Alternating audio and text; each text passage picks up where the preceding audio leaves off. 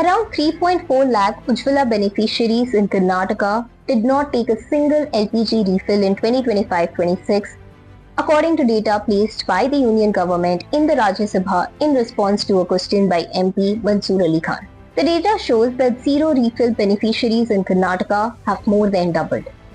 The number rose from 1.64 lakh in 2021-22 to 3.4 lakh in 2025-26.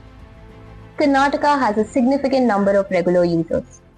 Around 2.98 lakh beneficiaries took one refill, 3.33 lakh took two, while 32.66 lakh took 3 or more refills during the year. The issue is not limited to Karnataka.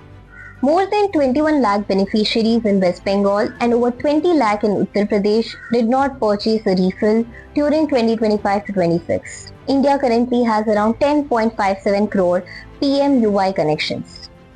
The scheme was launched to provide deposit-free LPG connections to women from poor households. However, Mansoor Ali Khan said a clean cooking fuel connection is meaningful only when families can afford regular refills. He warned that high refill costs could push households back to traditional fuels.